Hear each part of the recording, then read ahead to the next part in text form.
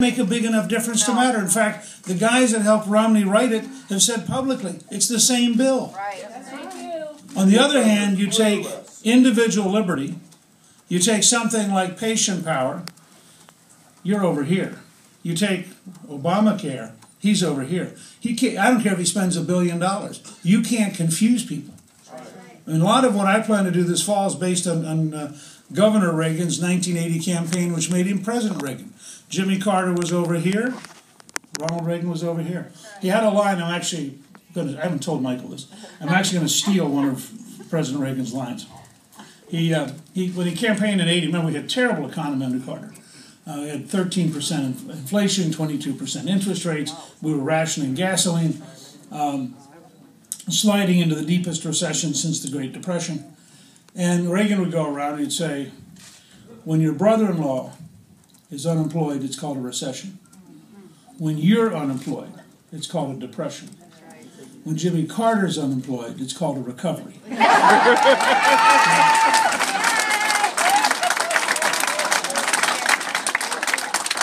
I suspect this fall you'll hear me say a little bit of that. The fall campaign is going to be very straightforward. It's going to be 3 big themes. First, economics. We know how to create jobs. We learned it from supply-side economics, from President Reagan. Lower taxes, less regulation, more American energy, and be positive about people who create jobs. The opposite of Obamaism. Well, Reagan, cut taxes. Obama, raise taxes. Reagan, less regulations. Obama, more regulations. Reagan, American energy. Obama, anti-American energy. Gasoline prices, I think, in Ohio jumped 8 cents over the weekend. Yeah. I mean, it's more than doubled since Obama's been in office. That's how bad his, he puts your house in foreclosure, costs you your job, and now you can't afford to drive to go look for work. Right. Right. I mean, that's the Obama model. Reagan liked people who created jobs. Obama wants class warfare. Right. I mean, is any wonder it's a mess?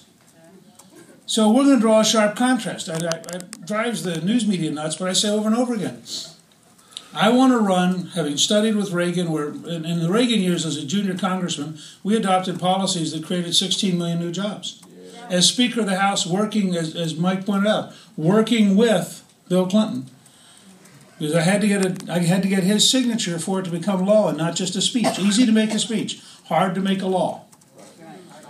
We ended up creating 11 million new jobs. Unemployment dropped to 4.2%. We reformed welfare. 2 out of 3 people went to work or went to school. We had only the second spending cut in your life since World War II. The first was under Reagan in '81. The result was we passed the Balanced Budget Act of 1997, and the next 4 federal budgets were balanced, paid off $405 billion in debt. Now you can do that. So I want to run as the balanced budget, smaller government, lower taxes, less regulation, paycheck candidate. Right. Obama is the best food stamp president in American history. He has put more people on food stamps than anybody else in American history. And I want to run a very simple test. I believe we can go into every neighborhood in America and we can say, do you want your children to have a future of independence, jobs, and paychecks? Or do you want your children to have a future of dependence, welfare, and food stamps? And I believe by 80-20 or more, every group in every neighborhood is going to say, I want my child to have a future. So part 1 of this campaign is going to be simple. It's going to be economics, and it's going to be Obamaism versus conservatism. I believe conservatism will win that by a huge margin.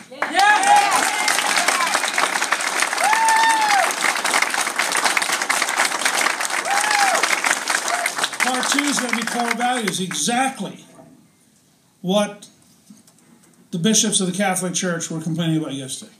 I believe in the Declaration of Independence.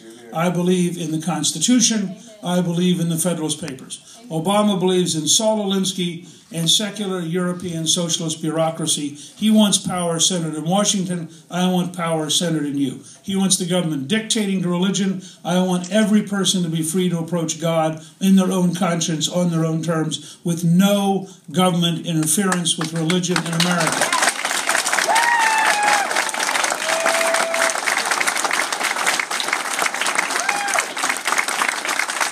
That big a gap. Now that means, between economics and values, that the very first act I'm going to ask the Congress, when the Congress comes in on January 3rd, I'm going to ask them to stay. I'm going to ask them not to go home. And they're all going to know this going in because we're going to run a team campaign this fall. And, for example, we have to replace Bill Nelson with a conservative. That's part of what we have to do. So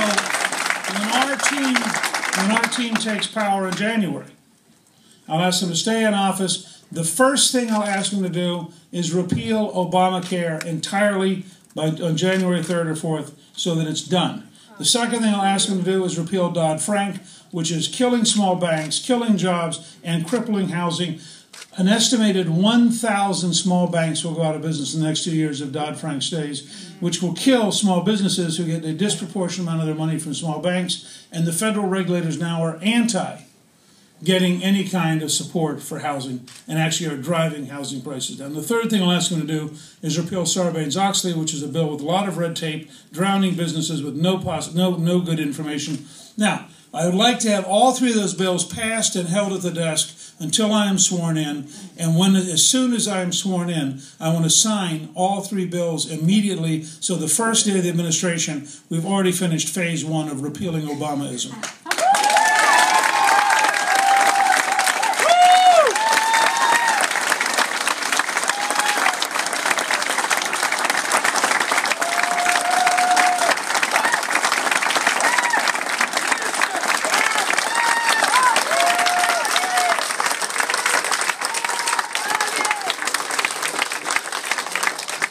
The other thing we're going to do on the opening day, about 2 hours after the inaugural address, we will have posted in October an entire set of executive